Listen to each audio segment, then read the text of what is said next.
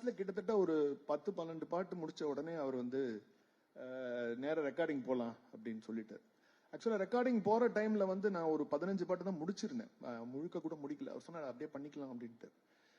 அப்ப எனக்கு ஒரு சின்ன சோம்பேறித்தனம். நான் வந்து இந்த 20 பண்ணிட்டு மிச்ச 10 வெறும் விருத்தமா பாடிடலாம் அப்படின்னா, ஏன்னா அது ஈஸி நமக்கு. சும்மா ராகத்தை ஒரு சிறு திருத்தம், சின்ன சோம்பேறித்தனம் இல்ல.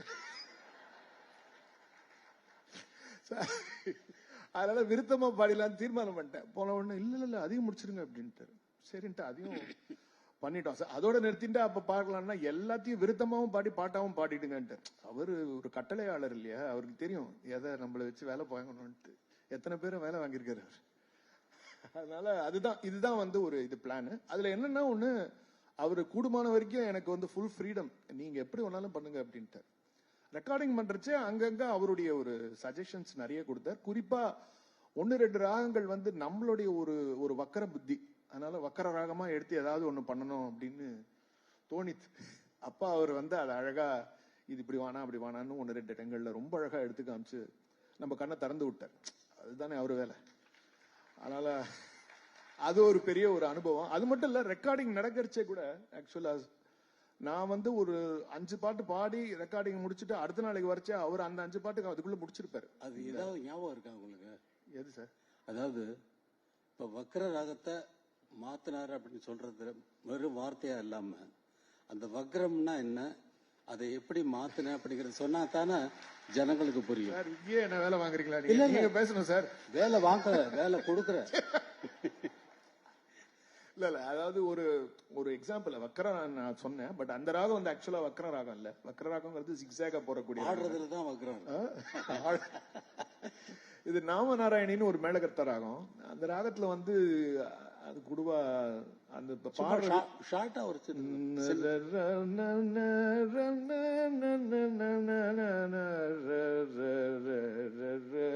இதுல வந்து நான் டியூன் பண்ணிருந்தேன். எனக்கு கரெக்டா அந்த அந்த லிரிக் ஞாபகம். பட் பண்றச்சே அவர் அழகா அதை மாத்தி கொடுத்தாரு. என்னன்னா நான் வந்து ஒரு பொதுவா இருக்கக்கூடிய ஒரு இதுல இருந்து டிஃபரெண்டா பண்ணணும் அப்படின்ட்டு இந்த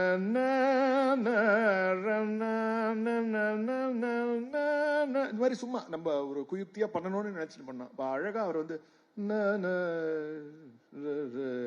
இப்படி வச்சுக்கோங்க அப்படின்னு, அவ்வளவுதான்.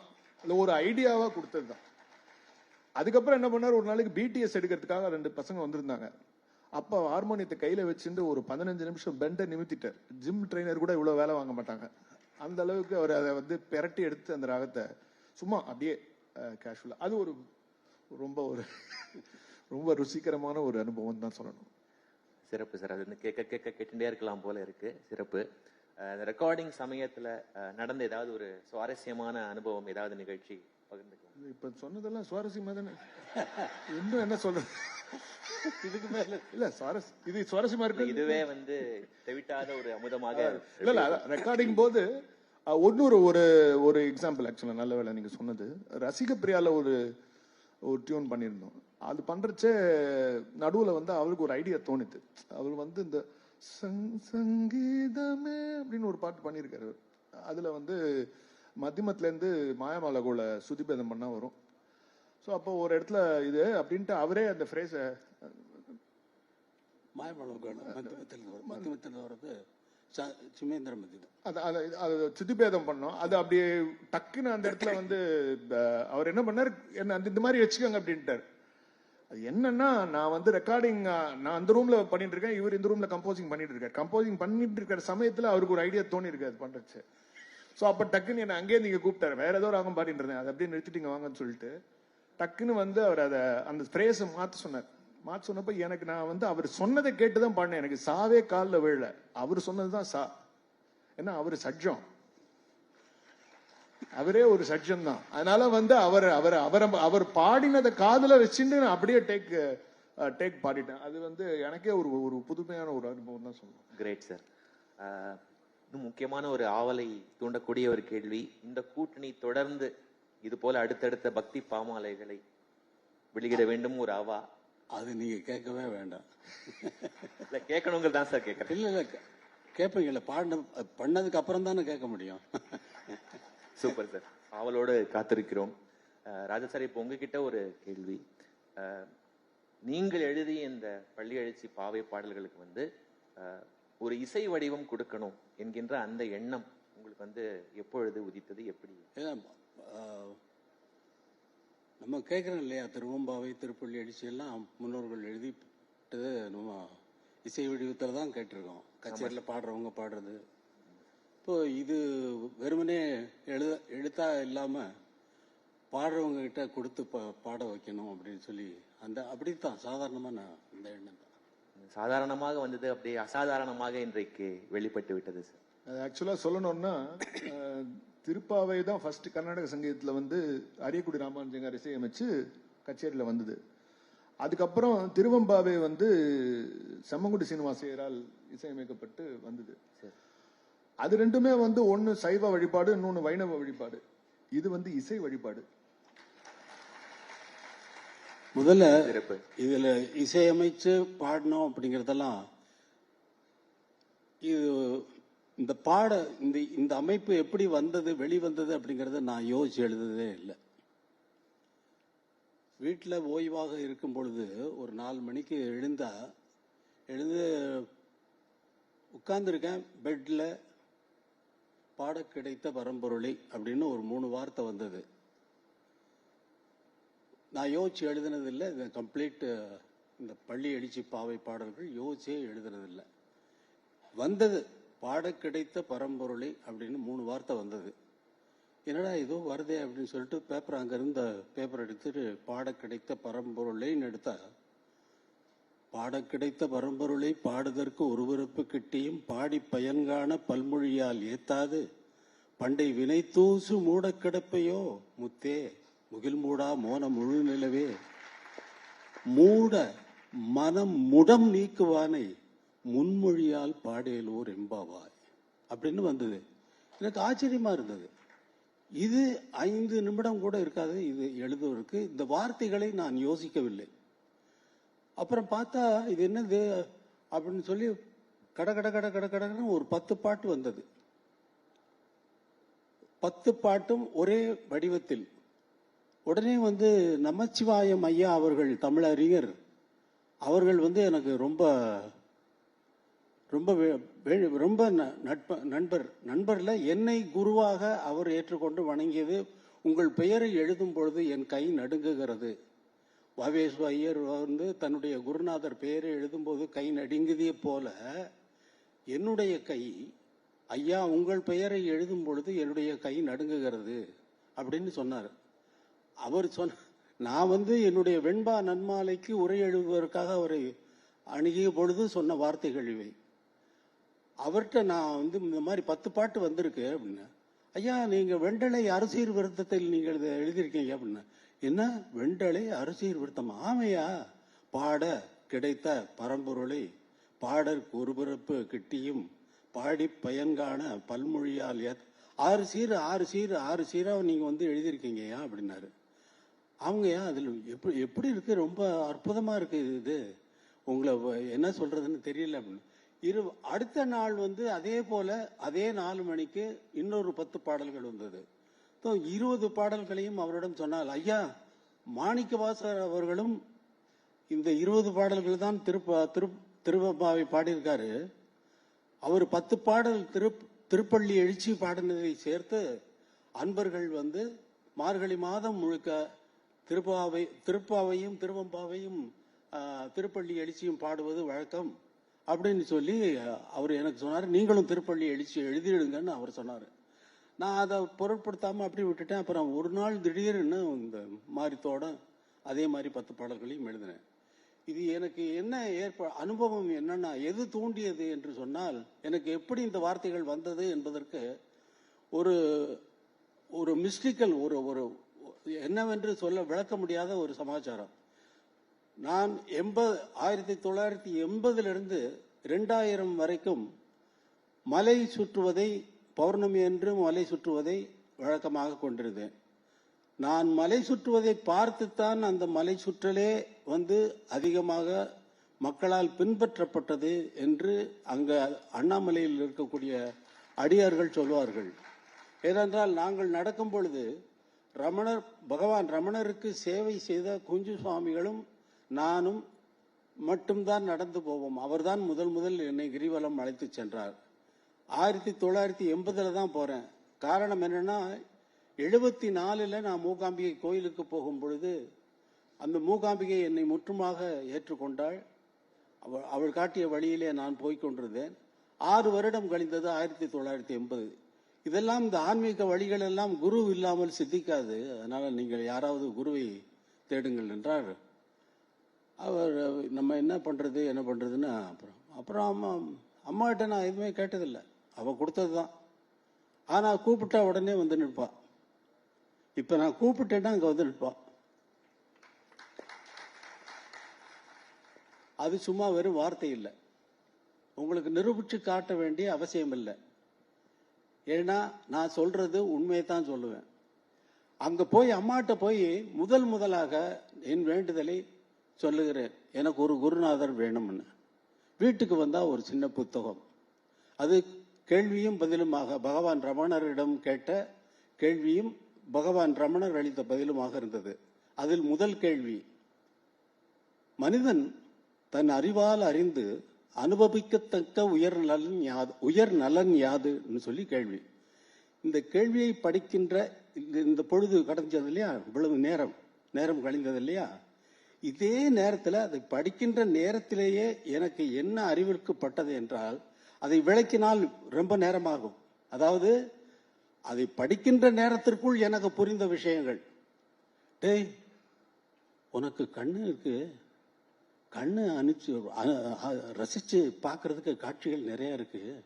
உனக்கு காது இருக்கு, கேட்பதற்கு இனிய இசை இருக்கிறது. உனக்கு மூக்கு இருக்கு, நல்ல நறுமணம் தரக்கூடிய மலர்கள் இருக்கின்றன. வாய் இருக்கு, ருசிப்பதற்கு எத்தனையோ இதா இருக்கு. இது மாதிரி உனக்கு இருக்கக்கூடிய அவயவங்கள் எல்லாமே அனுபவிக்கத்தக்க இன்பங்கள்லாம் இருக்கிறப்போ இந்த கேள்வி கேட்கிறவன், உனக்கு அறிவுன்னு ஒண்ணு இருக்கே, அதனால அடையக்கூடிய இன்பம் எதுன்னு கேட்குதுன்னு இந்த கேள்வி படிக்கிற நேரத்திலேயே எனக்கு புரியுது. மனிதன் தன் அறிவால் அறிந்து அடையத்தக்க உயர் நலன் யாது என்ற கேள்விக்கு பகவான் ஒரே வார்த்தையில சொல்றார், ஆத்ம ஞானம்தான். அது அடையப்படுவதல்ல. கன்னத்துல ஒரு அற விழுந்த மாதிரி இருந்தது. அது அடையப்படுவதல்ல. புதிதாக எதையாவது நீ அடைந்தால் அதை எப்பொழுதாவது இழக்க நேரிடும். அதனால் அது இப்பொழுதே இங்கேயே இருக்கிறதுனாரு. இன்னொரு அற கன்னத்தில் விடுது. இங்க இருக்கா ஆத்மா, இங்க இருக்கான்னா அப்படி போனேன். இது இழுத்து விழுந்து பகவான் காலடியில் கொண்டு போய் என்னை விழ வச்சது. பகவான் பார்க்கறதுக்காக 1980 ஆசிரமத்துக்காக போற நேரத்தில் குஞ்சு சுவாமிகள் இருக்காரு. அவரும் நானும் சேர்ந்து வாங்க கிரிபிரதட்சணை போயிட்டு வரலாம்னாரு. கூடயே போயிட்டு இருந்தேன். போய் சுத்தி முடிச்சுட்டு வர்றோம். அந்த முடிக்கிற நேரத்தில் மழை, வருண பகவான் அப்படி ஷவர் போடுறாரு. ஃபுல் மழை இல்லை. என்ன நீங்க பெரிய சித்தர் போல இருக்க அப்படின்னாரு குஞ்சு சுவாமிகள். என்ன சாமி இப்படி சொல்றீங்க? ஆமா, நீ கிரிபிரதட்சணை வந்த உடனே வருண பகவான் ஆசீர்வாதம் கொடுக்கறாரு இல்லையா, நீங்க சித்தர் தான் அப்படின்னாரு. ஐயோ அப்படி இல்லை, நான் வந்த நேரத்துக்கு மழை வந்திருக்கேன் அவ்வளவுதான். அப்படின்னா அடுத்த நாள் போறோம், அடுத்த பௌர்ணமிக்கு போறோம், அப்படியே மழை வருது, அதே இடத்துல வருது. பாத்தீங்களா, நான் சொன்னேன் நீங்க சித்தர் தான். இப்படி போயிட்டே இருக்கிற நேரத்தில் வழக்கமா போறதை நான் வழக்கமாக கொண்டு விட்டேன். பௌர்ணமிக்கு போறத. அந்த நான் திருவண்ணாமலையில் காலடி எடுத்து வைத்து விட்டால் செருப்பு போடுவதை விட்டு காலடிகளை அணிவதில்லை, ரூம்லயே விட்டுட்டு போவேன். அந்த நான் போறது நார்மலான பாதையில் இல்லை. குஞ்சு சுவாமிகளோடு போனது 2 முறை மட்டும்தான் நார்மலான வழியில போனேன். 14 கிலோமீட்டர் அது. அப்புறமா இல்ல பகவான் எந்த வழி போவாங்க, இல்ல காட்டு பாதையில நடப்பாங்க அப்படின்னா. பகவான் 3 வழியில போவாங்க அப்படின்னா. சரி, பகவான் அதுல நடுப்பாதையை நான் தேர்ந்தெடுத்துக்கிட்டேன். அதுல நடுவில் நடந்தா கல்கள் எல்லாம் மழையில அடிச்சுட்டு போயிட்டு கண்ணாடி தூளை உடைத்து இருந்தால் எப்படி இருக்குமோ அப்படி இருக்கும் நான் நடக்கிற பாதை. அதுல காலடி எடுத்து வைக்கும் போது வெறுங்காலில் தான் போறப்ப காலடி எடுத்து வச்சா நல்லா பயங்கரமா குத்தும். வெரி குட், நீ செஞ்ச பாவத்துக்கெல்லாம் அதெல்லாம் போக வேண்டியதுதான் அப்படின்னு சொல்லி சுத்திட்டு 80 இருந்து 20 வருடங்கள் நான் விடாமல் அப்பொழுது எப்பொழுதெல்லாம் நேரம் கிடைக்கிறதோ அப்படிதான் போறது வழக்கம். அடியண்ணாமலையில போய் உட்கார சுத்தும் பொழுது அடியண்ணாமலையில் உட்காருவது வழக்கம். அங்கே அந்த நேரத்தில் 4 மணிக்கு நாங்கள் கிளம்பினால் 4:30 மணி 5 மணிக்கு அங்க போவோம். அப்ப அந்த கோயில் திறந்திருக்காது. நாங்க போய் உள்ள போனா அந்த குருகளை கூப்பிட்டு விட்டு அப்புறம் கோயிலை திறக்க வச்சு உள்ள போய் உட்காருவோம். உள்ள போய் உட்காந்தா அங்க லிங்கம் இருக்கும், நான் இருப்பேன், என் கூட வந்த ஆட்கள் இருப்பாங்க. அந்த ஆட்கள் வந்து வெளியே போயிடுவாங்க. நானும் ஒரு இந்த வழியா இதே போல போய் கொண்டு இருக்கும் பொழுது ஒரு நாள் நானும் அந்த லிங்கம் மட்டும் தனியாக இருக்கிறோம். அந்த இடத்துல பயங்கர வைப்ரேஷன் இருக்கும். நீங்க வேணா போய் பாருங்க, உங்களுக்கே நல்லா ரொம்ப ஈஸியா புலப்படும். அதை பார்த்துக்கிட்டே இருக்கேன். இந்த லிங்கம் ஞான சம்பந்தர் பாடினதை கேட்டிருக்கோம்ல அப்படின்னு உடம்பெல்லாம் புல்லரிக்குது. அப்போ இந்த கல்லு, இந்த தூணு, இந்த பாதைகள் மாணிக்கவாசகர் பாடினதுக்கு, சம்பந்தர் பாடினதை கேட்டிருக்கோம், அப்பர் பாடினதை கேட்டிருக்கோம், சுந்தரர் பாடினதை கேட்டிருக்கோம், மாணிக்கவாசகர் பாடினதை கேட்டிருக்கோம். அப்புறம் மாணிக்கவாசகர் அங்க உட்கார்ந்ததானே திருப்பாவையும் திருவம்பாவையும் எழுதினாரு அப்படின்னு அந்த நந்தியை கும்பிட்டு அப்புறம் குருக்கள் வந்தாரு, கற்பூரம் காட்டினாரு, கும்பிட்டு வெளியில நடந்து வந்தா. நடக்கும் பொழுது என்னுடைய கால் அடிகள் எடுத்து வைப்பதற்கு அந்த வைப்ரேஷன் வந்து என்னை போட்டு அமுக்குது. பார்த்தா வீட்டுக்கு வரேன், அதே 3 மாதம் போயிடுச்சு. 3 மாதம் போனா திடீர்னு ஒரு நாள் எழுந்து உட்காரும் பொழுதுதான் இந்த பாட கிடைத்த பரம்பொருளை பாடுவதற்கு ஒருவரப்பு கிட்டியும் பாடி பயன்காண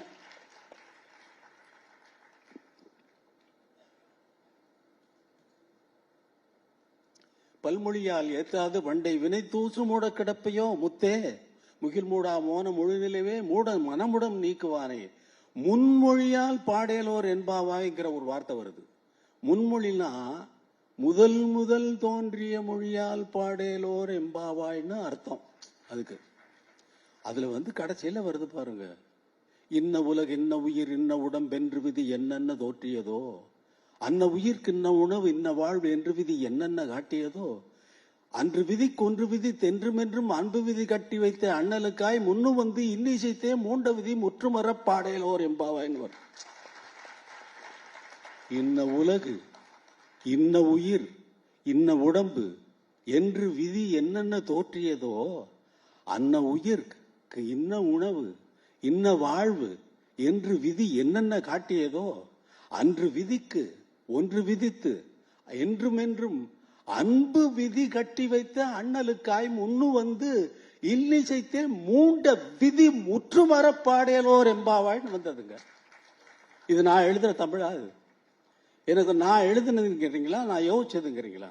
நான் யோசிக்கல, அதுவா வந்தது, அவன் கொடுத்தது. அதை இங்கே வந்து சஞ்சய் சுப்பிரமணியன் பாட கிடைத்த பரம்பொருளை பாடிய பாட கிடைத்த சஞ்சய் சுப்பிரமணியன் அவர்கள் பாடி ரொம்ப அற்புதமா அவங்க நடனத்துல வந்து அதை வந்து வெளிக்கொண்டு வந்தாங்க. ரொம்ப பார்க்கறதுக்கே ரொம்ப தெய்வீகமா இருந்தது. ரொம்ப தெய்வீக கலை. இசை என்பதே தெய்வீக கலை. அந்த இயல் இசை நாடகம் என்ற இந்த வகையில இயற்றமிழ் இசைத்தமிழ் நாடகத்தமிழ் என்றது அந்த இசைத்தமிழை நல்ல தெய்வீக தமிழாக கண்முன்னால் காட்சியாக காட்டிவிட்டார்கள் நடன கலைஞர்கள். எல்லோருக்கும் இறைவனுடைய அருளாசி என்றென்றும் நிலைத்திருக்கட்டும் என்று இறைவனை வேண்டிக் கொண்டு விடைபெறுகிறேன். நன்றி, வணக்கம். இது என்னுடைய அனுபவம். சார், உங்களை பொறுத்தவரை இறை இசை ஒன்றா வேறா சார்? ஒன்றுதான். அது வேற வேற இல்ல. வேற எப்படி இருக்க முடியும்? நீங்க இசையை பாடினா இறைவனை தான் பாடுறீங்க. அத்தனை பொருளிலும் உள்ள ஒரே ஒருவன் அவன் இசை ஒருவன் தான். எந்த பொருளை பேசுங்க, எந்த பொருளை நீங்க சொன்னாலும் இறைவன் தான் சொல்றீங்க. நவிலும் பொருளுக்கெல்லாம் நல்லோன் அவனே பொருளாவான் அப்படின்னு வெம்பாலத்தை நானே எழுதியிருக்கேன். உங்களை பொறுத்தவரை ஆன்மீகம் அப்படின்னா எப்படி சார் நீங்க டிஃபைன்? ஏன் என்ன பொறுத்த வரைக்கும் கேக்குறீங்க? உங்களுக்கும் சேர்த்து தான், எல்லாருக்கும். ஏன் என்னை பொறுத்தவரையிலே எதுக்கு? என்னுடைய நான் ஒரு ஆளே இல்லை. என்னை பொறுத்தவரையில்னா நீங்க அதுக்கே கேள்வி என்ன கேட்டீங்க நீங்க? ஆன்மீகம் எப்படி டிஃபைன் பண்ணுவீங்க? ஆன்மீகம் என்று ஒரு தனியாக இல்லை. வாழ்க்கையே ஆன்மீகம் தான். நீங்க வாழ்றது ஆன்மீகம் தான். உங்களுக்கு வேணா நீங்க வேணா சொல்லாம இருக்கலாம்.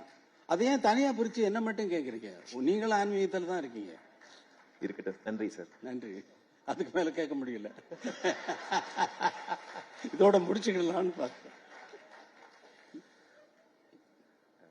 மிக அற்புதமான ஒரு மாலை பொழுது. இந்த உரையாடல் அந்த மாலை பொழுதை இன்னும் இன்னும் அழகூட்டி இருக்கிறது, மெருகூட்டி இருக்கிறது என்றுதான் சொல்ல வேண்டும். இருவரையும் மேடையில் வீட்டிற்குமாறு கேட்டுக்கொள்கிறோம். இப்பொழுது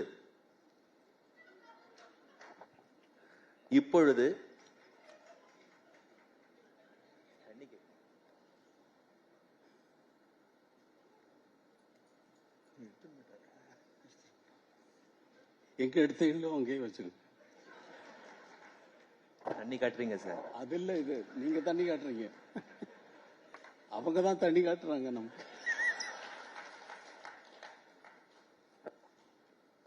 நன்றி. இப்போது நீங்கள் அனைவரும் பெரும் ஆர்வத்தோடு எதிர்பார்த்து காத்திருக்கும் பள்ளி எழுச்சி பாவை பாடல்களின் வெளியீடு நிகழ இருக்கிறது.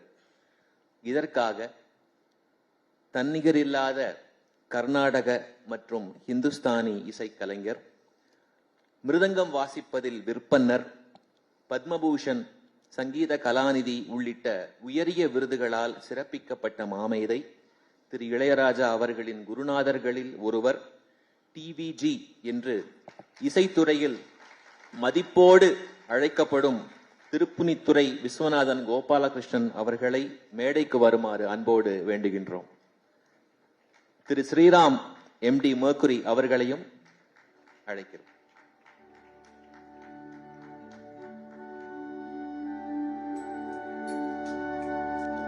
ஒன்று தொட்டு பாடி வந்த தூய தமிழ் தோத்திரக்கும் தோன்றாத தொன்மையனை, ஒன்று தொட்டு பாடி வந்த தூய தமிழ் தோத்திரக்கும் தோன்றாத தொன்மையனை, பண்டை பழம் பாடல் பூ கொண்டு அர்ச்சிக்கும்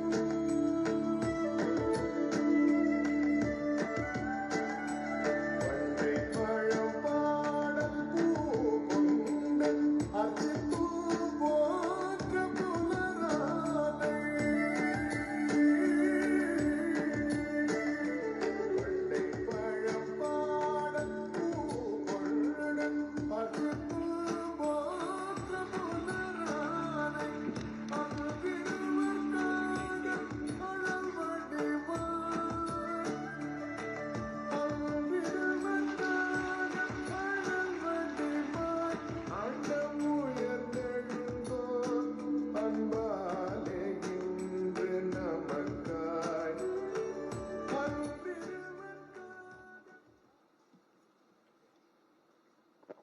திரு டிவிஜி அவர்களை ஓரிரு வார்த்தைகள் பேசுமாறு கேட்டுக்கொள்கிறோம்.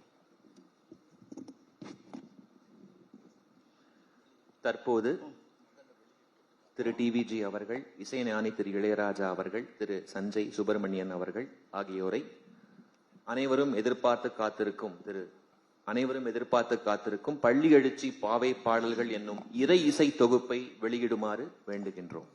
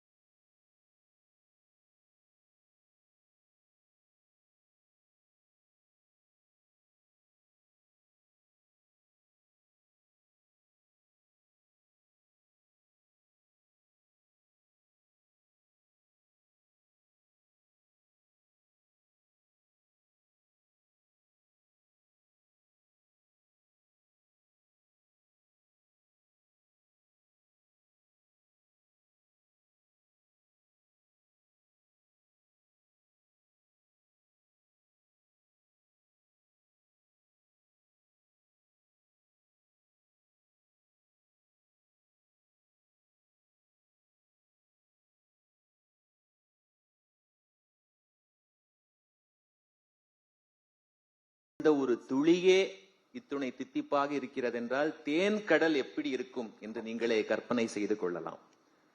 தற்பொழுது திரு டிவிஜி அவர்களை ஓரிரு வார்த்தைகள் பேசுமாறு கேட்டுக்கொள்கிறோம்.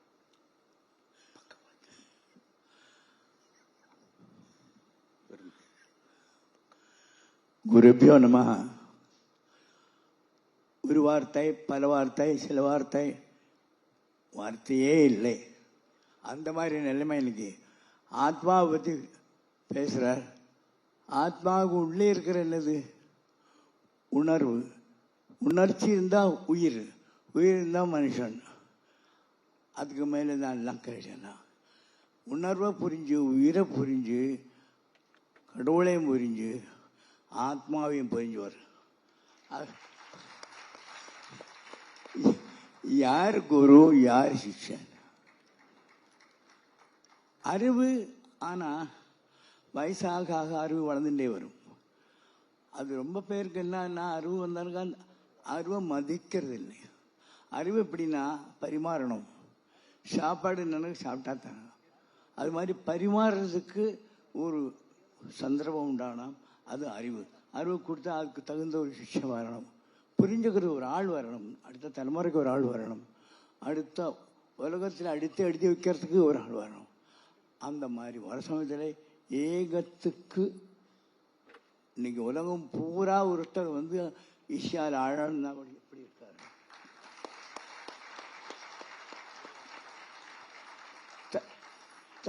தன்னுடைய அறிவை புகழ்ச்சி அந்த வாட்டு என்ன இன்னைக்கு பாருங்க. நீ விசேஷம் இன்னைக்கு இந்த நடந்ததில்லை. என்ன பெரிய சமாச்சாரம் நடந்திருக்கு என்ன தெரியுமா? இசைக்கு லயம் எந்த அளவுக்கு வேணும், லயம் எங்கே இருக்கு இசையில, அது புரியணும். அது புரிஞ்சாதான் இசை வரும்.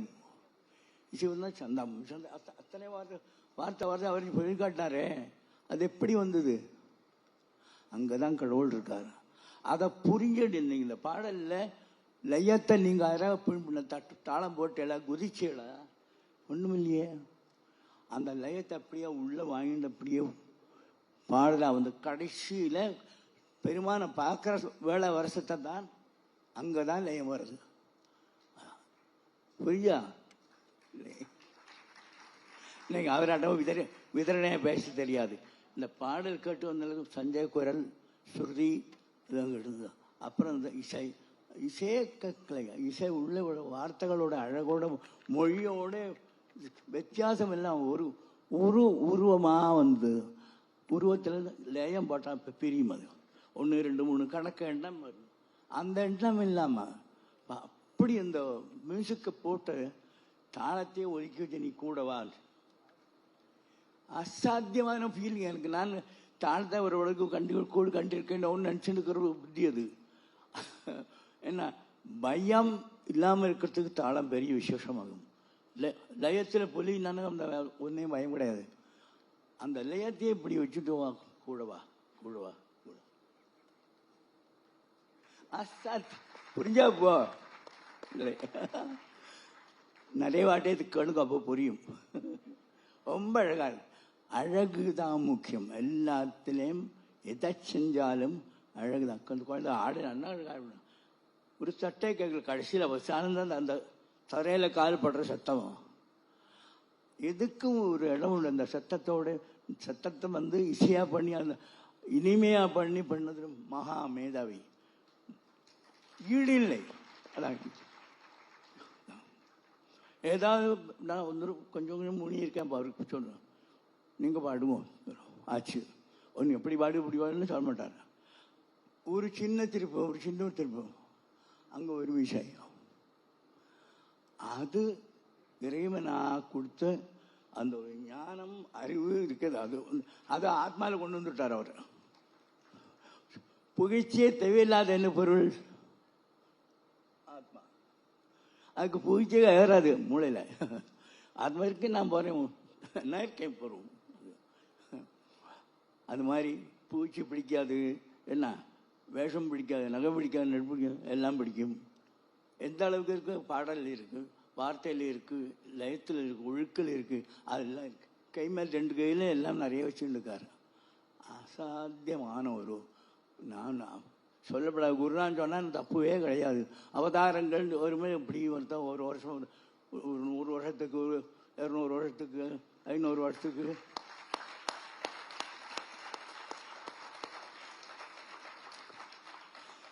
தொ- 94 வயசாகிற எனக்கு இதுக்குள்ளே அத்தனை பார்த்த செய்கிறதுக்கு கேட்டு ரசிச்சு திட்டி கொச்சுண்டு எல்லாம் பண்ணி சஞ்சய் இப்படி இருந்தா ஒரு தனி பரவி தான் தன்னுடைய அபிப்பிராயம் தன்னுடைய மனப்போக்கு அதுக்கு காம்ப்ரமைஸே இல்லாமல் வாழ்ந்தவர் வாழறவர் இன்னும் வாழ்ந்துருக்கார். உபதேசமே தேவையில்லாத ஒரு வாழ்க்கை இது. என்ன வேணும்னு தெரியும் எனக்கு. என்னதுக்கு உபதேசம்? அப்படிப்பட்டவாழ்கிட்ட எப்படி பேசுறது கஷ்டமாகும். ஆமாம் சார் தெரியும் சார் சொல்லிட்டாரு தொலைஞ்சோம் நம்ம. ஆமாம் சார் அக்கறை ரைட் சந்தோஷம்.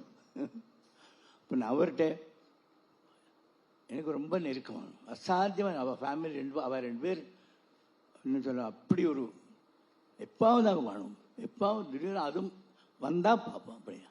இப்போ நான் அவன் சொன்னேன் ரொம்ப வருஷத்துக்கு அப்புறம் இந்த சங்கீத கலாநிதியம் வந்து அது வந்தப்போ நான் சொன்னேன் சஞ்சய் எல்லாரும் ஆசைப்படுற வித்வான்கள்லாம் ஆசைப்படுற பட்டம் வந்தாச்சு, இனிமே உனக்காக பாடு சொன்னேன்னா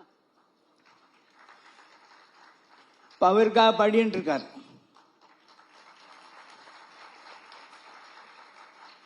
அது எங்க போறது பாருங்க. கர்நாடக சங்கீதமும் இளையராஜாவும் சம்பந்தமே கிடையாது சொல்லுவான். ஆனா ஓரோ ராகம் கர்நாடக ராகத்தை போட்ட பாட்டு அப்பழுக்கு இல்லாம பரிசுத்தமா பரிபூர்ணமா அழகு. அப்படி இருக்க சங்கீதம் அது எப்படி நிறைய விதங்கள் போய் பாடாம வந்திருக்கான். அத அற்புத பறவைகள்ல இப்போ அப்படிதான் அப்படி கிரியேட் பண்ணானாக்கா அதில் ஒன்றும் பண்ண முடியாது. மாற்று இல்லாத பத்திரமாக தந்து பத்திரமாற்று சொல்றதே தப்பு. தங்கத்துக்கு மாற்றே கிடையாது. சரியா? சூப்பர். டெய்லி போடுறான் டிவியில் போடுறாங்க. இன்னைக்கு விலை இல்லை அது போட்டு போடுறான். இது என்ன விலை? தங்கத்துக்கு விலை இல்லை. எப்படி விலை கல்வி? நாம் சொல்கிற விலை நாம் சொல்கிறது கிடையாது. அதுக்குள்ள விலை என்னைக்கு ஒன்றும். ஸோ அதே மாதிரி ஒரு தங்கம், இது ஒரு தங்கம். உங்களுக்கெல்லாம் நமஸ்காரம். நீங்களும் அப்படியே இருங்கோ. சங்கீதத்தை கேளுங்க, எப்போவுமே கேளுங்கோ.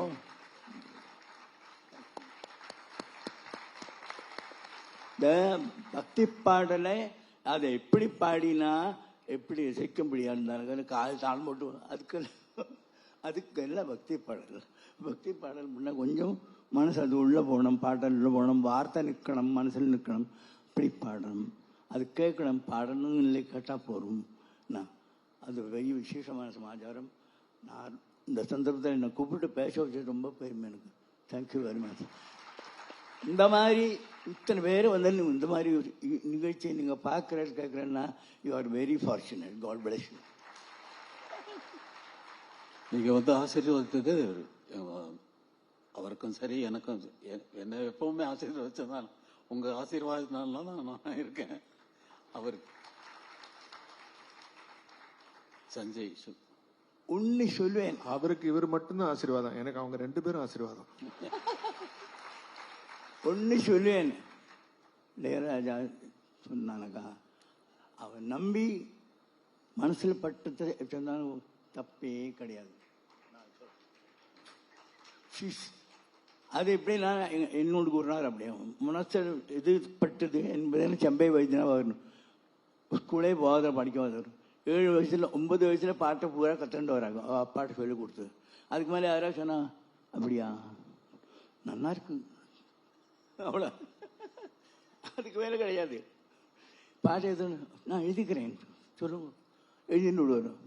பாடுற அவருக்கு பாடின மாதிரி அவள் அப்பா சொல்லி கூட அதே மாதிரி தான் இருக்கு. தமிழ் கொஞ்சம் இனிமேல். ஆனால் தமிழில் மேக்சிமம் என்னோட குருநாதாரன் கிராமப்புற ரெக்கார்டு கொடுத்தார். 1922 28 ஆரம்பிச்சது.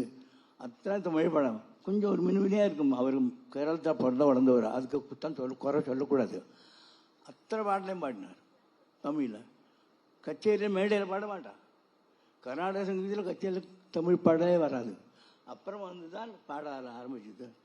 இன்னைக்கு பாட்டு தமிழ் கர்நாடக சங்கீதத்தில் சினிமாவில் தமிழ் பாடு போச்சோன்னு எல்லாம் கர்நாடக சங்கீதம் போச்சோன்னு நினைக்கிறதா இவர் தான். He made the revival of classical music. தைரியமாக சொல்கிறேன், நான் அடிச்சு சொல்கிறேன். சரியா? பெரிய ஃபேனாக்கும் அதை நான் சொல்லிவிட்டேன். என்ன ஃபேன்னா எப்படின்னு நினைக்கா, மூளை என்ன செய்யறதுக்கு தகுதி இருக்கோ அதை விட ஒரு படி முன்னாடி இந்த மூளை வேலை செய்யறதுன்னா அவளுக்கு நமஸ்காரம்.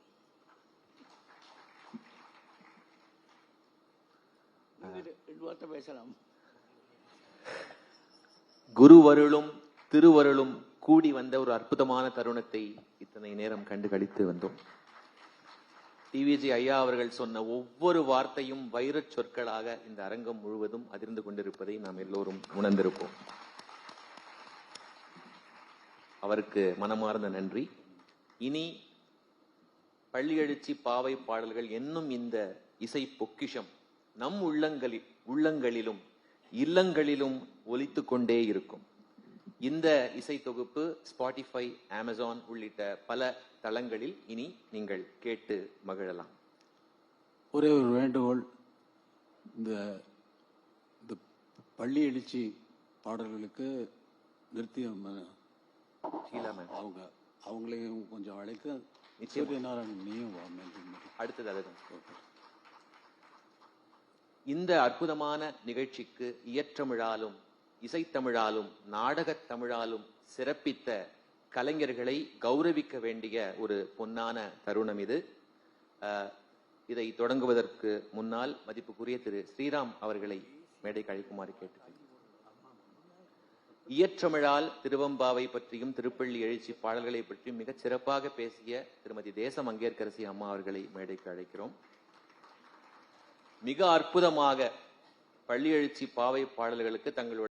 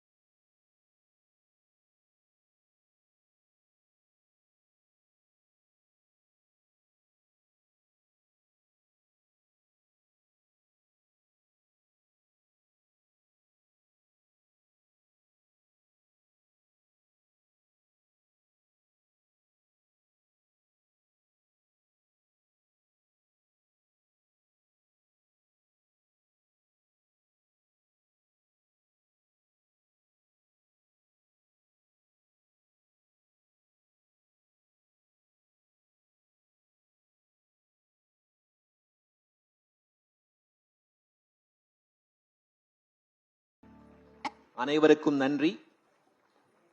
இது IMM வழங்கும் இசைஞானி இளையராஜா அவர்களின் பள்ளி எழுச்சி பாவை பாடல்கள் வெளியீட்டு விழா in grand patronage with Indian overseas bank, good people to grow with. Associate sponsor Kumbakonam Iyer coffee. இப்போது உலகெங்கிலும் கிடைக்கும். நல்லா சாப்பிடுங்க, சேமமா இருங்க. ஆதியா ப்ராப்பர்ட்டிஸ்.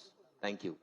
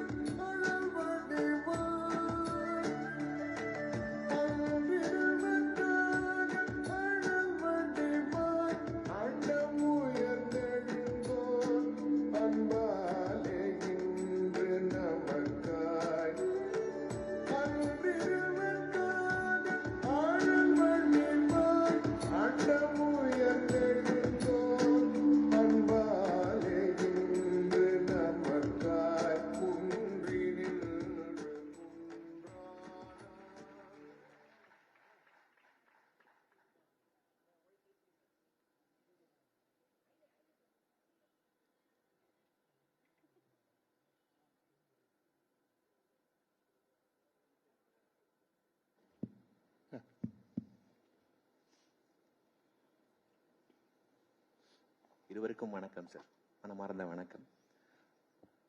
சஞ்சய் சார், முதல்ல உங்ககிட்ட ஒரு கேள்வி. இந்த ஒரு அரிய ஒரு ஆல்பத்துக்கு இசையமைத்த அனுபவம் உங்களுக்கு எப்படி இருந்தது சார்? அது வந்து அவருடைய படத்துக்காக பாட போனப்போ ஒரு நாளைக்கு கொஞ்சம் கேப் இருந்தது. திடீர்னு நாங்கள் உட்காந்துட்டு இருந்த டைம்ல உள்ள போய் ஒரு புஸ்தகத்தை எடுத்துன்னு வந்து என் கையில கொடுத்து, இதை கொஞ்சம் நீங்க ஏதாவது ராகத்துல மெட்டு போட்டுன்னு வாங்க, நம்ம ஒரு ரெக்கார்டிங் பண்ணலாம் அப்படின்ட்டு. நான் சொன்னேன், சார் நீங்க தான் கம்போசர், நான் சிங்கர், என்ன போய் செய்ய சொல்றீங்களே அப்படின்னு. இல்ல நீ பண்ணிட்டு வாங்க நம்ம அப்படின்னா. என்ன சார் எப்படி பண்ணணும்? இல்ல நீங்க எப்படி வேணாலும் பண்ணிட்டு வாங்க, உங்க பக்கவாத்தியத்தோட தான் வரது விருதுல இருக்கானே அவங்களோட வச்சு நம்ம பண்ணிடலாம் அப்படின்ட்டு. சரின்ட்டு நான் வந்து போய் உட்கார்ந்த உடனேயே இந்த பாடல் கிடைத்த பரம்பொருள் அன்னைக்கு மத்தியானமே வீட்டுக்கு வந்த உடனே ஒரு மணி நேரத்துல பண்ணிட்டேன். அந்த ஏன்னா எனக்கு என்னன்னா, இந்த அவருடைய இன்ஸ்பிரேஷன்ல ஏற்பட்ட ஒரு ராகம் தான் வந்து இந்த திராவிட கலாவத்தின்னு ஒரு ராகம் கிரியேட் பண்ணினேன். அப்ப எனக்கு அந்த ராகத்துல ஏதாவது ஒண்ணு செய்யணும்னு ஆசை. அப்ப முதல்ல இவரா நம்ம கையில வந்து விடர்ச்சியா விடுவானே, ஃபுல் டாஸ் வேற. அதனால அந்த ராகத்திலேயே பண்றதுன்னு வச்சுட்டு உடனே பண்ணிட்டு நான் வந்து அதோட கூட இன்னொன்னும் பண்ணிட்டு அடுத்த நாளைக்கு ஃபோன் பண்ணி சார் வரட்டுமான்னு சரின்ட்டு வர சொன்னார். ஸோ அப்போ அதை பாடி காமிச்ச உடனே இப்படியே போகலாம், இந்த பிளான்லயே இருக்கட்டும் அப்படின்ட்டு. நம்ம உக்காந்தா முடிச்சிருவோம். பட் என்னன்னா கொஞ்சம் கொஞ்சமா போனா ஒரு 1 தடவைக்கு 2 தடவையா அவரை போய் பார்த்துட்டு வரலாம் இல்லையா? ஏதாவது ஒரு சாக்கு வேணுமே பாக்குறதுக்கு. ஏதாவது குறை இருந்தா தானே கோவிலுக்கு போவோம். அந்த மாதிரி ஒரு சாக்கு வந்துட்டு சரி ஒரு 6 மாசமா மெதுவா மாசத்துக்கு 2 பாட்டா போலாம். ஒரு 2 மாசம் ஆன உடனே ஆர்த்தி கேட்பா, என்ன இந்த மாசம் போவாண்டாமா? இல்ல பண்ணிட்டு போலாம். அது மாதிரி ஒரு 6 மாசத்துல கிட்டத்தட்ட ஒரு 10-12 பாட்டு முடிச்ச உடனே அவர் வந்து நேர ரெக்கார்டிங் போலாம் அப்படின்னு சொல்லிட்டு. ஆக்சுவலா ரெக்கார்டிங் போற டைம்ல வந்து நான் ஒரு 15 பாட்டு தான் முடிச்சிருந்தேன், முழுக்க கூட முடிக்கல. அவர் சொன்னார் அப்படியே பண்ணிக்கலாம் அப்படின்ட்டு. அப்ப எனக்கு ஒரு சின்ன சோம்பேறித்தனம். நான் வந்து இந்த 20 பண்ணிட்டு மிச்ச 10 வெறும் விருத்தமா பாடிடலாம் அப்படின்னா, ஏன்னா அது ஈஸி நமக்கு. சும்மா ராகத்தை ஒரு சிறு திருத்தம், சின்ன சோம்பேறித்தனம் இல்ல.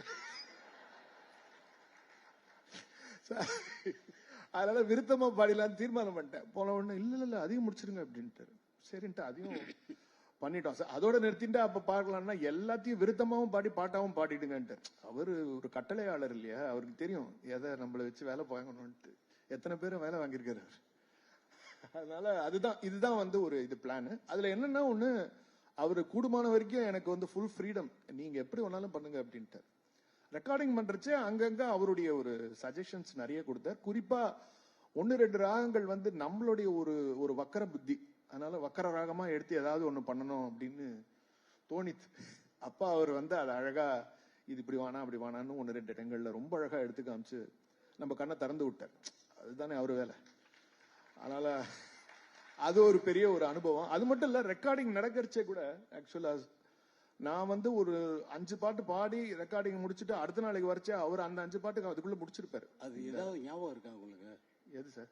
அதாவது இப்ப வக்ர ராகத்தை மாத்தினாரு அப்படின்னு சொல்றது வெறும் வார்த்தையா இல்லாம, அந்த வக்ரம்னா என்ன, அதை எப்படி மாத்தின அப்படிங்கறது சொன்னா தானே ஜனங்களுக்கு புரியும். சார் இங்கே என்ன வேலை வாங்குறீங்களா? இல்ல, நீங்க பேசணும் சார். வேலை வாங்குற வேலை கொடுக்குற. இல்ல அதாவது ஒரு எக்ஸாம்பிள் வக்கர நான் சொன்னேன். பட் அந்த ராகம் வந்து ஆக்சுவலா வக்கர ராகம் இல்ல. வக்கர ராகம்ங்கிறது ஜிக்ஸாகா போறக்கூடிய ஆடுறதுலதான் வக்ரம். இது நாமநாராயணின்னு ஒரு மேலகர்த்த ராகம். அந்த ராகத்துல வந்து அது குடுவா அந்த பாடுற ஷார்ட்டா ஒரு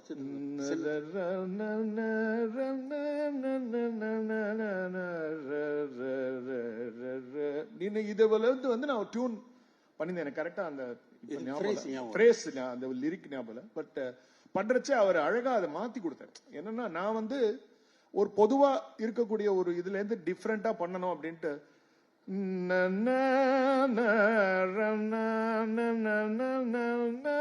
இந்த மாதிரி சும்மா நம்ம ஒரு குயுக்தியா பண்ணணும்னு நினைச்சிட்டு பண்ணோம். அழகா அவர் வந்து இப்படி வச்சுக்கோங்க அப்படின்னு, அவ்வளவுதான்.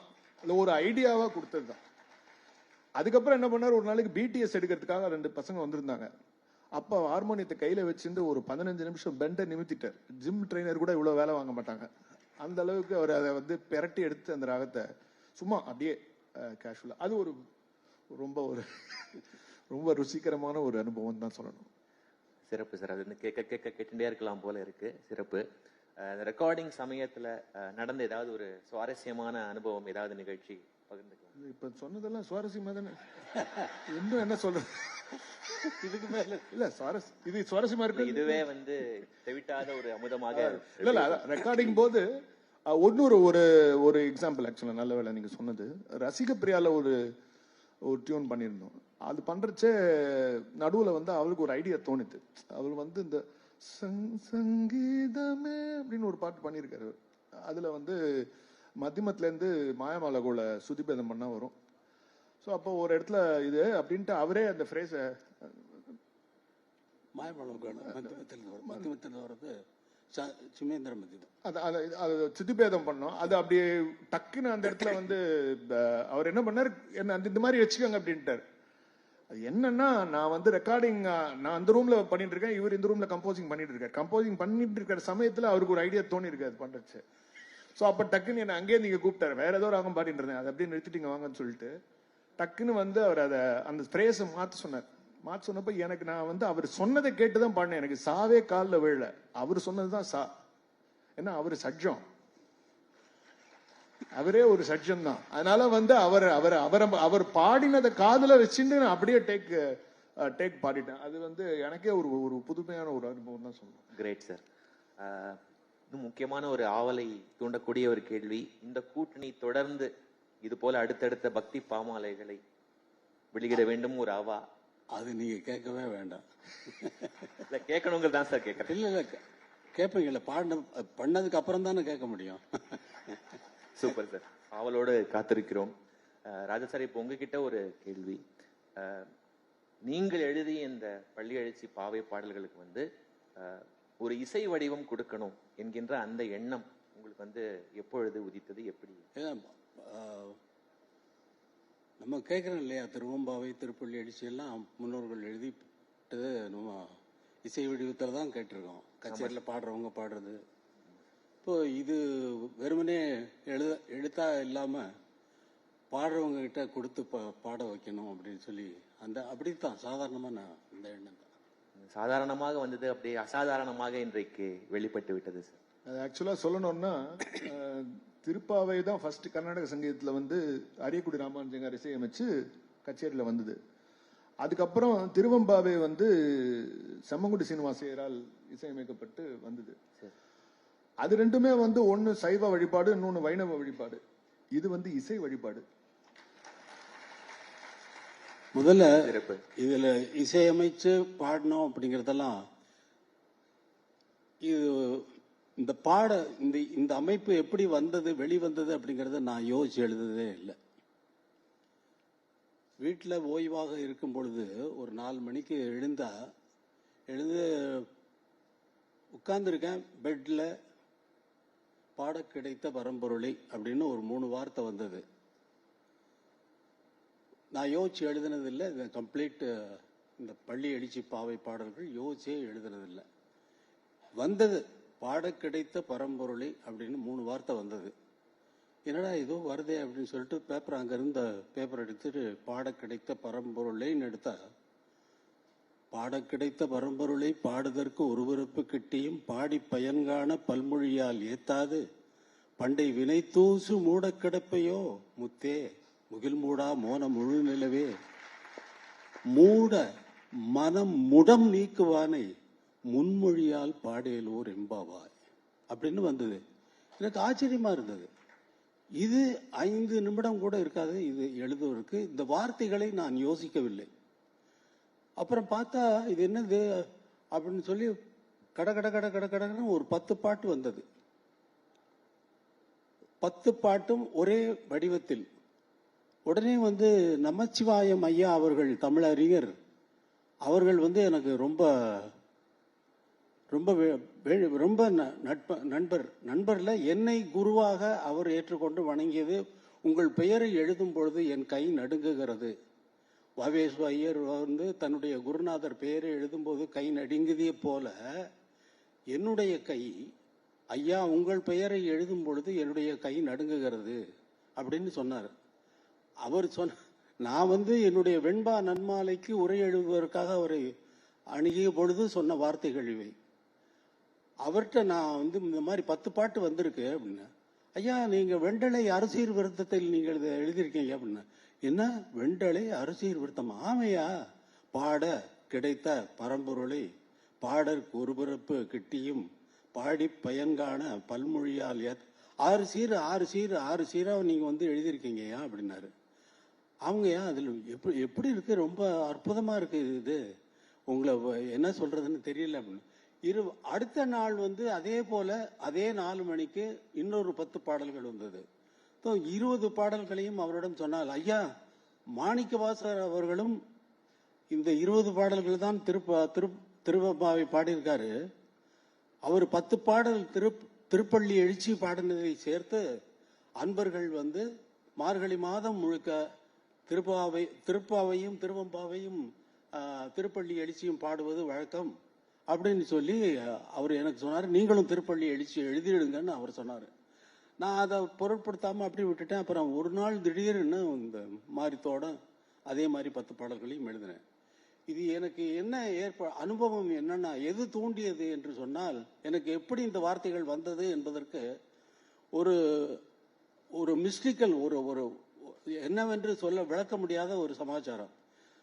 நான் 1980 2000 வரைக்கும் மலை சுற்றுவதை, பௌர்ணமி என்று மலை சுற்றுவதை வழக்கமாக கொண்டிருந்தேன். நான் மலை சுற்றுவதை பார்த்துத்தான் அந்த மலை சுற்றலே அதிகமாக மக்களால் பின்பற்றப்பட்டது என்று அங்க அண்ணாமலையில் இருக்கக்கூடிய அடியார்கள் சொல்வார்கள். ஏனென்றால் நாங்கள் நடக்கும் பொழுது பகவான் ரமணருக்கு சேவை செய்த குஞ்சு சுவாமிகளும் நானும் மட்டும்தான் நடந்து போவோம். அவர்தான் முதல் என்னை கிரிவலம் அழைத்து சென்றார். 1980 தான் போறேன். காரணம் என்னன்னா, 74 நான் மூகாம்பிகை கோயிலுக்கு போகும் பொழுது அந்த மூகாம்பிகை என்னை முற்றுமாக ஏற்றுக்கொண்டாள். அவள் காட்டிய வழியிலே நான் போய்கொண்டிருந்தேன். 6 வருடம் கழிந்தது 1980.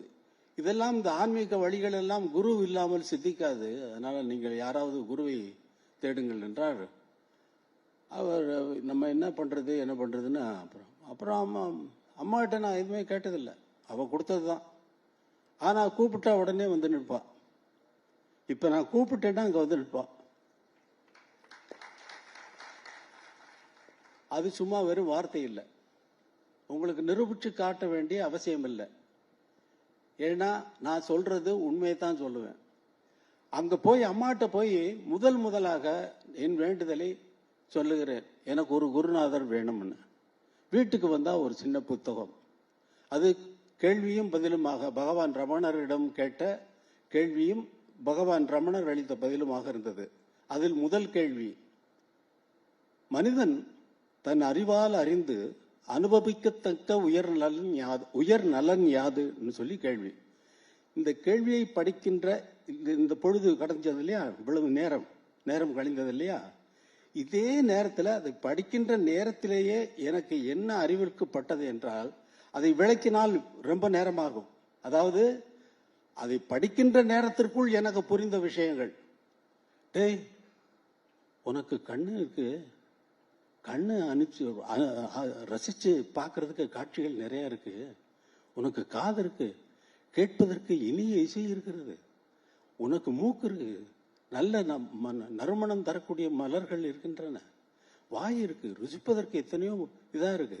இது மாதிரி உனக்கு இருக்கக்கூடிய அவயவங்கள் எல்லாமே அனுபவிக்கத்தக்க இன்பங்கள்லாம் இருக்கிறப்போ இந்த கேள்வி கேட்கிறவன், உனக்கு அறிவுன்னு ஒண்ணு இருக்கே, அதனால அடையக்கூடிய இன்பம் எதுன்னு கேட்குதுன்னு இந்த கேள்வி படிக்கிற நேரத்திலேயே எனக்கு புரியுது. மனிதன் தன் அறிவால் அறிந்து அடையத்தக்க உயர் நலன் யாது என்ற கேள்விக்கு பகவான் ஒரே வார்த்தையில சொல்றார், ஆத்ம ஞானம்தான். அது அடையப்படுவதல்ல. கன்னத்துல ஒரு அற விழுந்த மாதிரி இருந்தது. அது அடையப்படுவதல்ல. புதிதாக எதையாவது நீ அடைந்தால் அது எப்பொழுதாவது இழக்க நேரிடும். அதனால் அது இப்பொழுதே இங்கேயே இருக்கிறதுனாரு. இன்னொரு அற கன்னத்தில் விழுந்தது. இங்க இருக்கா ஆத்மா, இங்க இருக்கான்னா அப்படி போனேன். இது இழுத்து விழுந்து பகவான் காலடியில் கொண்டு போய் என்னை விழ வச்சது. பகவான் பார்க்கறதுக்காக 1980 ஆசிரமத்துக்காக போற நேரத்தில் குஞ்சு சுவாமிகள் இருக்காரு. அவரும் நானும் சேர்ந்து வாங்க கிரிபிரதட்சணை போயிட்டு வரலாம்னாரு. கூடயே போயிட்டு இருந்தேன். போய் சுத்தி முடிச்சுட்டு வர்றோம். அந்த முடிக்கிற நேரத்தில் மழை, வருண பகவான் அப்படி ஷவர் போடுறாரு. ஃபுல் மழை இல்லை. என்ன நீங்க பெரிய சித்தர் போல இருக்க அப்படின்னாரு குஞ்சு சுவாமிகள். இல்லை என்ன சாமி இப்படி சொல்றீங்கன்னு. ஆமா, நீ கிரிபிரதட்சணை வந்த உடனே வருண பகவான் ஆசீர்வாதம் கொடுக்கறாரு இல்லையா, நீங்க சித்தர் தான் அப்படின்னாரு. ஐயோ அப்படி இல்லை, நான் வந்த நேரத்துக்கு மழை வந்திருக்கு அவ்வளவுதான். அப்படின்னா அடுத்த நாள் போறோம், அடுத்த பௌர்ணமிக்கு போறோம், அப்படியே மழை வருது, அதே இடத்துல வருது. பாத்தீங்களா, நான் சொன்னேன் நீங்க சித்தர் தான். இப்படி போயிட்டே இருக்கிற நேரத்தில் வழக்கமா போறதை நான் வழக்கமாக கொண்டு விட்டேன். பௌர்ணமிக்கு போறத அந்த நான் திருவண்ணாமலையில் காலடி எடுத்து வைத்து விட்டால் செருப்பு போடுவதை விட்டு காலடிகளை அணிவதில்லை, ரூம்லயே விட்டுட்டு போவேன். அந்த நான் போறது நார்மலான பாதையில் இல்லை, குஞ்சுசுவாமிகளோடு போனது 2 முறை மட்டும்தான் வந்து நார்மலான வழியில போனேன். 14 கிலோமீட்டர் அது. அப்புறமா வந்து இல்ல பகவான் எந்த வழி போவாங்க, இல்ல காட்டு பாதையில நடப்பாங்க அப்படின்னா, பகவான் 3 வழியில போவாங்க அப்படின்னா, சரி பகவான் அதுல நடுப்பாதையை நான் தேர்ந்தெடுத்துக்கிட்டேன். அதுல நடுவில் நடந்தா கல்கள் எல்லாம் மழையில அடிச்சுட்டு போயிட்டு கண்ணாடி தூளை உடைத்து இருந்தால் எப்படி இருக்குமோ அப்படி இருக்கும் நான் நடக்கிற பாதை. அதுல காலடி எடுத்து வைக்கும்போது வெறுங்காலில் தான் போறப்ப காலடி எடுத்து வச்சா நல்லா பயங்கரமா குத்தும். வெரி குட், நீ செஞ்ச பாவத்துக்கெல்லாம் அதெல்லாம் போக வேண்டியதுதான் அப்படின்னு சொல்லி இப்ப சுத்திட்டு 80 இருந்து 20 வருடங்கள் நான் விடாமல் எப்பொழுதெல்லாம் நேரம் கிடைக்கிறதோ அப்படிதான் போறது வழக்கம். அடியண்ணாமலையில போய் சுத்தும் பொழுது அடியண்ணாமலையில் உட்காருவது வழக்கம். அங்கே அந்த நேரத்தில் 4 மணிக்கு நாங்கள் கிளம்பினால் 4:30 மணி 5 மணிக்கு அங்க போவோம். அப்ப அந்த கோயில் திறந்திருக்காது. நாங்க போய் உள்ள போனா அந்த குருகளை கூப்பிட்டு விட்டு அப்புறம் கோயிலை திறக்க வச்சு உள்ள போய் உட்காருவோம். உள்ள போய் உட்கார்ந்தா அங்க லிங்கம் இருக்கும், நான் இருப்பேன், என் கூட வந்த ஆட்கள் இருப்பாங்க. அந்த ஆட்கள் வந்து வெளியே போயிடுவாங்க.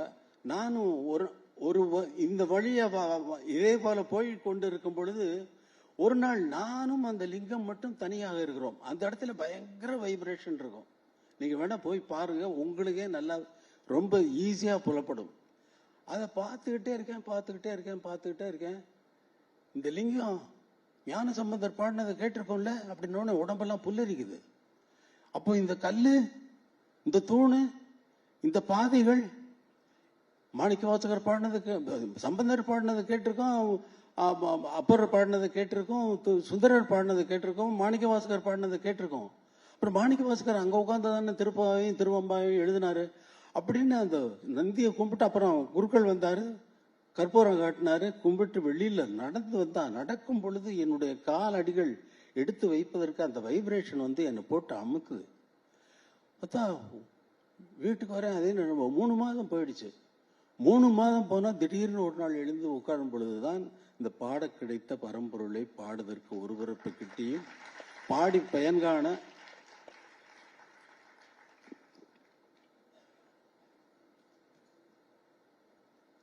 பல்மொழியால் ஏற்றாது வண்டை வினை தூசு மூட கிடப்பையோ முத்தே முகில் மூடா மோன முழுநிலைவே மூட மனமுடம் நீக்குவானே. முன்மொழியால் பாடேலோர் என்பாவாய்ங்கிற ஒரு வார்த்தை வருது. முன்மொழினா முதல் தோன்றிய மொழியால் பாடேலோர் எம்பாவாய்னு அர்த்தம். அதுக்கு அதுல வந்து கடைசியில வருது பாருங்க, இன்ன உலகு இன்ன உயிர் இன்ன உடம்பென்று விதி என்னென்ன தோற்றியதோ, அன்ன உயிர்க்கு இன்ன உணவு இன்ன வாழ்வு என்று விதி என்னென்ன காட்டியதோ, அன்று விதிக்கு ஒன்று விதி தென்றுமென்றும் அன்பு விதி கட்டி வைத்த அண்ணலுக்காய் முன்னு வந்து இன்னிசைத்தே மூண்ட விதி முற்றுமர பாடேலோர் எம்பாவாய்னு வரும். இன்ன உலகு இன்ன உயிர் இன்ன உடம்பு என்று விதி என்னென்ன தோற்றியதோ, அன்ன உயிர்க்கு இன்ன உணவு இன்ன வாழ்வு என்று விதி என்னென்ன காட்டியதோ, அன்று விதிக்கு ஒன்று விதித்து என்றுமென்றும் அன்பு விதி கட்டி வைத்த அண்ணலுக்காய் முன்னு வந்து இன்னிசைத்தே மூண்ட விதி முற்றுமர பாடேலோர் எம்பாவாய்னு வந்ததுங்க. இது நான் எழுதுற தமிழா? எனக்கு நான் எழுதுனதுன்னு கேட்டீங்களா, நான் யோசிச்சதுங்கிறீங்களா? நான் யோசிக்கல, அதுவா வந்தது, அவன் கொடுத்தது. அதை இங்கே வந்து சஞ்சய் சுப்பிரமணியன் பாட கிடைத்த பரம்பொருளை பாட கிடைத்த சஞ்சய் சுப்பிரமணியன் அவர்கள் பாடி ரொம்ப அற்புதமா அவங்க நடனத்துல வந்து அதை வந்து வெளிக்கொண்டு வந்தாங்க. ரொம்ப பார்க்கறதுக்கே ரொம்ப தெய்வீகமா இருந்தது, ரொம்ப தெய்வீக கலை. இசை என்பதே தெய்வீக கலை. அந்த இயல் இசை நாடகம் என்ற இந்த வகையில இயற்றமிழ் இசைத்தமிழ் நாடகத்தமிழ் என்றது அந்த இசைத்தமிழை நல்ல தெய்வீக தமிழாக கண்முன்னால் காட்சியாக காட்டிவிட்டார்கள் நடன கலைஞர்கள். எல்லோருக்கும் இறைவனுடைய அருளாசி என்றென்றும் நிலைத்திருக்கட்டும் என்று இறைவனை வேண்டிக் கொண்டு விடைபெறுகிறேன். நன்றி, வணக்கம். இது என்னுடைய அனுபவம். சார், உங்களை பொறுத்தவரை இறை இசை ஒன்றா வேறா சார்? ஒன்றுதான். அது வேற வேற இல்லை, வேற எப்படி இருக்க முடியும்? நீங்க இசையை பாடினா இறைவனை தான் பாடுறீங்க. அத்தனை பொருளிலும் உள்ள ஒரே ஒருவன் அவன் இசை ஒருவன் தான். எந்த பொருளை பேசுங்க, எந்த பொருளை நீங்க சொன்னாலும் இறைவன் தான் சொல்றீங்க. நவிலும் பொருளுக்கெல்லாம் நல்லோன் அவனே பொருளாவான் அப்படின்னு வெம்பாலத்தை நானே எழுதியிருக்கேன். உங்களை பொறுத்தவரை ஆன்மீகம் அப்படின்னா எப்படி சார் நீங்க டிஃபைன் பண்ணி? ஏன் என்ன பொறுத்த வரைக்கும் கேக்குறீங்க? உங்களுக்கும் சேர்த்து தான். எல்லாருக்கும் ஏன் என்னை பொறுத்தவரையில எதுக்கு? என்னுடைய நான் ஒரு ஆளே இல்லை. என்னை பொறுத்தவரையில்னா நீங்க அது கேள்வி சரி என்ன கேட்டீங்க நீங்க? ஆன்மீகம் எப்படி டிஃபைன் பண்ணுவீங்க? ஆன்மீகம் என்று ஒன்று தனியாக இல்லை, வாழ்க்கையே ஆன்மீகம் தான். நீங்க வாழ்றது ஆன்மீகம் தான். உங்களுக்கு வேணா நீங்க வேணா சொல்லாம இருக்கலாம். அதை ஏன் தனியா பிரிச்சு என்ன மட்டும் கேக்குறீங்க? நீங்களும் ஆன்மீகத்தில் தான் இருக்கீங்க. இருக்கட்டும், நன்றி சார். நன்றி. அதுக்கு மேல கேட்க முடியல. இதோட முடிச்சுக்கலாம்னு பார்த்தேன். மிக அற்புதமான ஒரு மாலை பொழுது. இந்த உரையாடல் அந்த மாலை பொழுதை இன்னும் இன்னும் அழகூட்டி இருக்கிறது, மெருகூட்டி இருக்கிறது என்றுதான் சொல்ல வேண்டும். இருவரையும் மேடையில் வீட்டிருக்குமாறு கேட்டுக்கொள்கிறோம். இப்பொழுது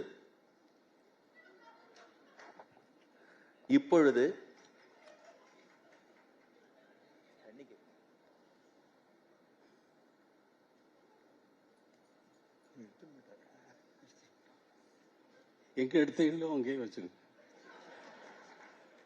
தண்ணி காட்டுறீங்க சார்? அது இல்ல, இது நீங்க தண்ணி காட்டுறீங்க. அவங்க தான் தண்ணி காட்டுறாங்க நமக்கு. நன்றி.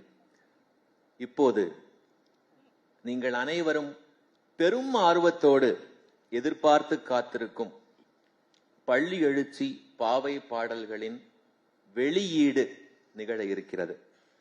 இதற்காக தன்னிகரில்லாத கர்நாடக மற்றும் இந்துஸ்தானி இசைக்கலைஞர், மிருதங்கம் வாசிப்பதில் விற்பன்னர், பத்மபூஷன், சங்கீத கலாநிதி உள்ளிட்ட உயரிய விருதுகளால் சிறப்பிக்கப்பட்ட மாமேதை திரு இளையராஜா அவர்களின் குருநாதர்களில் ஒருவர், டிவிஜி என்று இசைத்துறையில் மதிப்போடு அழைக்கப்படும் திருப்புனித்துறை விஸ்வநாதன் கோபாலகிருஷ்ணன் அவர்களை மேடைக்கு வருமாறு அன்போடு வேண்டுகின்றோம்.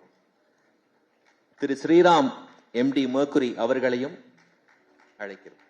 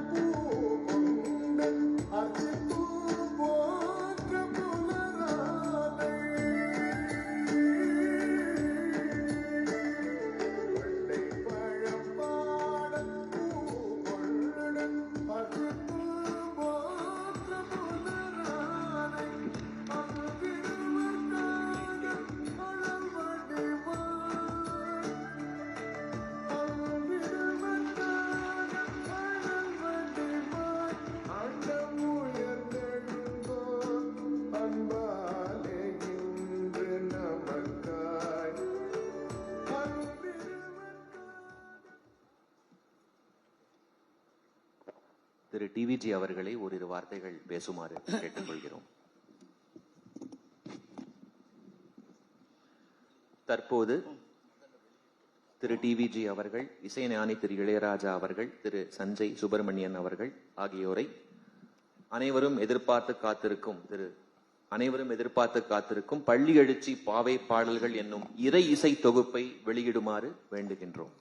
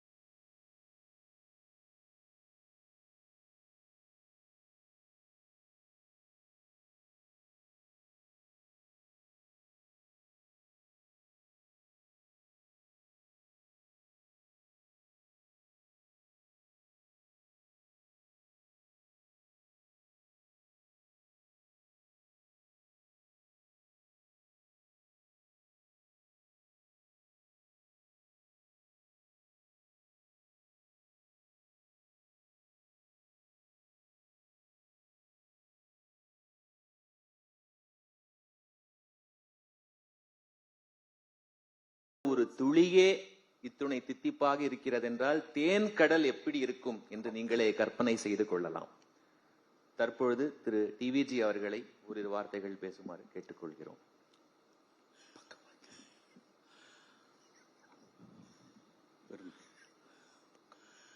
குருபியோ நமஹ. ஒரு வார்த்தை, பல வார்த்தை, சில வார்த்தை, வார்த்தையே இல்லை. அந்த மாதிரி நிலைமை இன்னைக்கு. ஆத்மாவை பற்றி பேசுறார். ஆத்மாவுக்கு உள்ளே இருக்கிற என்னது? உணர்வு. உணர்ச்சி இருந்தால் உயிர், உயிர் இருந்தால் மனுஷன். அதுக்கு மேலே தான் எல்லாம் கிடையாது. உணர்வை புரிஞ்சு, உயிரை புரிஞ்சு, கடவுளையும் புரிஞ்சு, ஆத்மாவையும் புரிஞ்சவர் யார் குரு, யார் சிஷ்யன்? அறிவு. ஆனால் வயசாக ஆக அறிவு வளர்ந்துட்டே வரும். அது ரொம்ப பேருக்கு என்னன்னா, அறிவு வந்தாருங்க அறிவை மதிக்கிறது இல்லை. அறிவு எப்படின்னா பரிமாறணும். சாப்பாடு என்னன்னு சாப்பிட்டா தானே. அது மாதிரி பரிமாறுறதுக்கு ஒரு சந்தர்ப்பம் உண்டாகணும். அது அறிவு. அறிவு கொடுத்தா அதுக்கு தகுந்த ஒரு சிஷ்யம் வரணும். புரிஞ்சுக்கிற ஒரு ஆள் வரணும். அடுத்த தலைமுறைக்கு ஒரு ஆள் வரணும். அடுத்த உலகத்தில் எடுத்து வைக்கிறதுக்கு ஒரு ஆள் வரணும். அந்த மாதிரி வர சமயத்தில் ஏகத்துக்கு இன்னைக்கு உலகம் பூரா ஒருத்தர் ஈஷால் ஆழம்னா எப்படி இருக்காரு?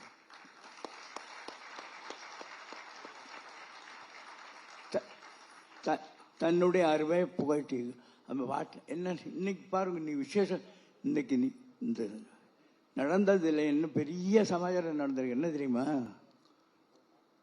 இசைக்கு லயம் எந்த அளவுக்கு வேணும், லயம் எங்கே இருக்கு இசையில், அது புரிஞ்சுக்கணும். அது புரிஞ்சாதான் இசை வரும். இசை வந்தால் சந்தம் அத்தனை வார்த்தை அவர் சொல்லி காட்டினாரே. அது எப்படி வந்தது? அங்கதான் கடவுள் இருக்காரு. அதை புரிஞ்சுட்டு இருந்தீங்க. இந்த பாடல்ல லயத்தை நீங்க தட்டு தாளம் போட்டு எல்லாம் குதிச்சல ஒண்ணும் இல்லையே. அந்த லயத்தை அப்படியே உள்ள வாங்கிட்டு அப்படியே பாடல கடைசியில பெருமான பார்க்கிற வேலை வருஷத்தை தான் அங்கதான் லயம் வருது. புரியா? நீங்க அவராட்டம் விதரணையா பேச தெரியாது. இந்த பாடல் கேட்டு வந்த சஞ்சய் குரல், ஸ்ருதி இதெல்லாம் இருந்தது.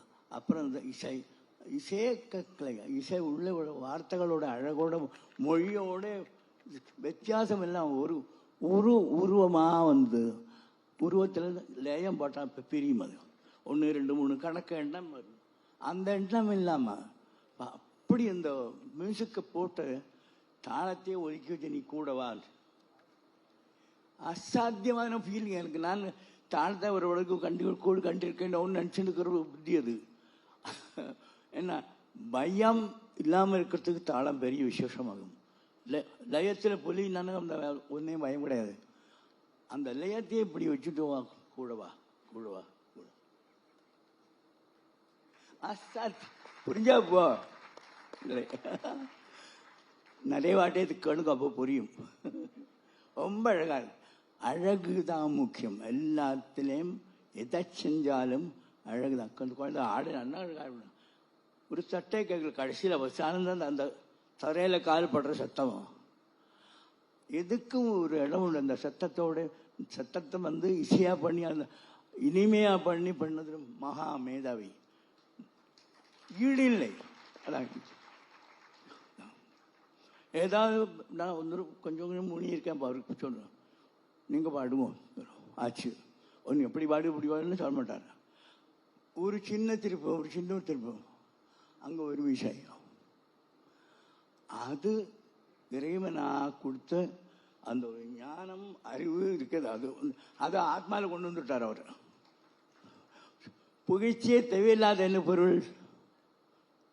ஆத்மா. அதுக்கு புகழ்ச்சியே ஏறாது மூளையில். ஆத்மா இருக்கு, நான் போறேன், நான் இருக்கேன் போறோம். அது மாதிரி பூச்சி பிடிக்காது, என்ன வேஷம் பிடிக்காது, நகை பிடிக்காது, நெருப்பு எல்லாம் பிடிக்கும். எந்த அளவுக்கு இருக்கு? பாடல் இருக்கு, வார்த்தையில் இருக்கு, லயத்தில் இருக்கு, ஒழுக்கல் இருக்கு, அதெல்லாம் இருக்கு. கை மேல் 2 கையில எல்லாம் நிறைய வச்சுருக்காரு. அசாத்தியமான ஒரு நான் சொல்லப்படாது. குருநான்னு சொன்னால் தப்புவே கிடையாது. அவதாரங்கள் ஒருமே இப்படி ஒருத்தன் ஒரு வருஷம் ஒரு 100 வருஷத்துக்கு 200 வருஷத்துக்கு 500 வருஷத்துக்கு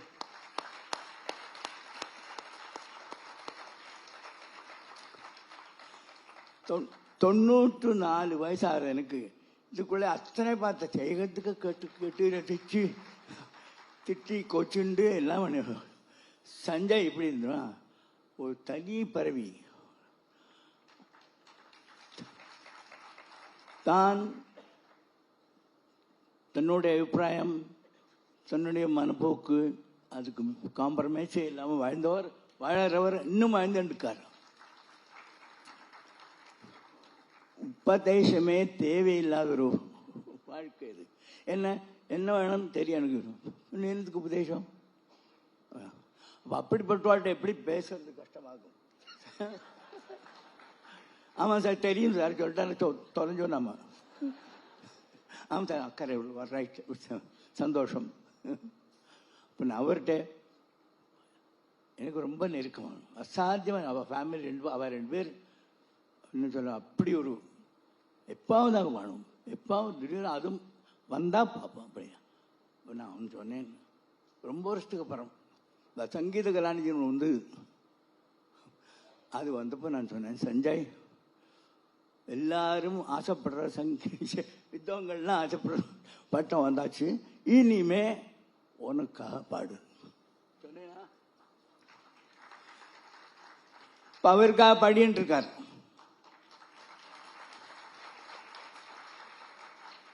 அது எங்க போறது பாருங்க. கர்நாடக சங்கீதமும் இளையராஜாவும் சம்பந்தமே கிடையாது சொல்லுவான். ஆனா ஓரோ ராகம் கர்நாடக ராகத்தை போட்ட பாட்டு அப்பழுக்கு இல்லாம பரிசுத்தமா பரிபூர்ணமா அழகு. அப்படி இருக்க சங்கீதம் அது எப்படி? நிறைய வித்வான்கள் போய் பாடாம வந்திருக்கான். அத அற்புத பறவைகள்ல இப்போ அப்படிதான் கிரியேட் பண்ணானக்கா அதில் ஒன்றும் பண்ண முடியாது. மாற்று இல்லாத பத்திரமாக தந்தோம். பத்திரமாற்றுன்னு சொல்றதே தப்பு. தங்கத்துக்கு மாற்றே கிடையாது. சரியா? சூப்பர். டெய்லி போடுறேன் டிவியில் போடுறேன். இன்னைக்கு விலை இல்லை அது போட்டு போடுறேன். இது என்ன விலை? தங்கத்துக்கு விலை இல்லை. எப்படி விலை கல்பிப்பேன்? நாம் சொல்கிற விலை நாம் சொல்கிறது கிடையாது. அதுக்குள்ள விலை என்னைக்கு ஒன்றும். ஸோ அதே மாதிரி ஒரு தங்கம், இது ஒரு தங்கம். உங்களுக்கெல்லாம் நமஸ்காரம். நீங்களும் அப்படியே இருங்கோ. சங்கீதத்தை கேளுங்க, எப்போவுமே கேளுங்கோ.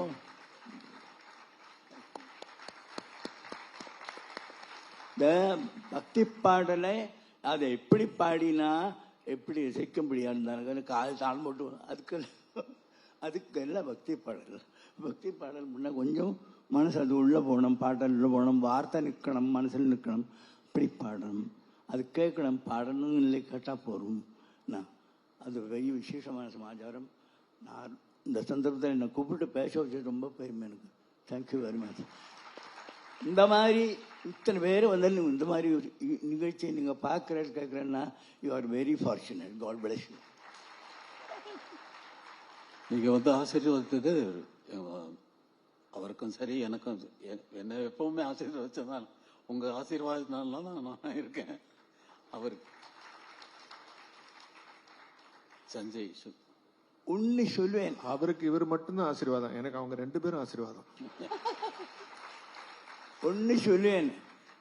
இளையராஜா சொன்னானக்கா அவன் நம்பி மனசில் பட்டத்தை சொன்னாலும் தப்பே கிடையாது. அது எப்படின்னா என்னோட கூறினார் அப்படியே மனசில் இது பட்டது என்பதை செம்பை வைத்தினா வரணும். ஸ்கூலே போகாத படிக்க வரும்.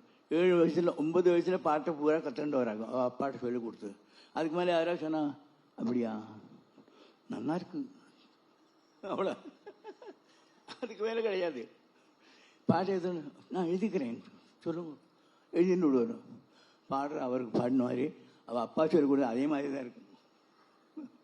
தமிழ் கொஞ்சம் இனிமேல். ஆனால் தமிழில் மேக்சிமம் என்னோட குருநாதாரன் கிராமப்புற ரெக்கார்டு கொடுத்தார். 1922 28 ஆரம்பிச்சது. அத்தனை தமிழ் படம் கொஞ்சம் ஒரு மினுமினியாக இருக்கும். அவர் கேரளத்தில் பிறந்த வளர்ந்தவர், அதுக்கு குத்தம் குறை சொல்லக்கூடாது. அத்தனை பாடலையும் பாடினார் தமிழில். கச்சேரியில் மேடையில் பாட மாட்டான். கர்நாடக சங்கீதத்தில் கச்சேரியில் தமிழ் பாடவே வராது. அப்புறம் வந்து தான் பாட ஆரம்பிச்சது. இன்னைக்கு பாட்டு தமிழ் கர்நாடக சங்கீதத்தில் சினிமாவில் தமிழ் பாடு போச்சோன்னு எல்லோரும் கர்நாடக சங்கீதம் போச்சோன்னு நினைக்கிறதா இவர் he made revival of classical music. தைரியமாக சொல்கிறேன், நான் அடித்து சொல்கிறேன். சரியா? பெரிய ஃபேனாக்கும் அதை நான் சொல்லிவிட்டேன். என்ன ஃபேன்னா எப்படின்னு நினைக்கா, மூளை என்ன செய்யறதுக்கு தகுதி இருக்கோ அதை விட ஒரு படி முன்னாடி இந்த மூளை வேலை செய்யறதுன்னா அவளுக்கு நமஸ்காரம்.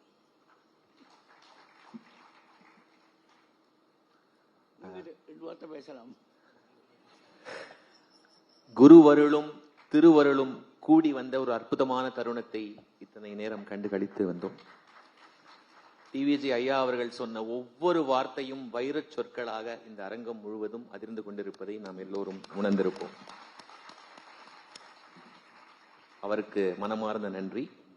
இனி பள்ளி எழுச்சி பாவை பாடல்கள் என்னும் இந்த இசை பொக்கிஷம் நம் உள்ளங்களிலும் இல்லங்களிலும் ஒலித்துக் கொண்டே இருக்கும். இந்த இசை தொகுப்பு ஸ்பாட்டிஃபை, அமேசான் உள்ளிட்ட பல தளங்களில் இனி நீங்கள் கேட்டு மகிழலாம். ஒரே ஒரு வேண்டுகோள், இந்த பள்ளி எழுச்சி பாடல்களுக்கு நிறுத்தியம் அவங்களையும் கொஞ்சம் அழைத்து சூரியநாராயணனையும் அடுத்தது அதுதான்.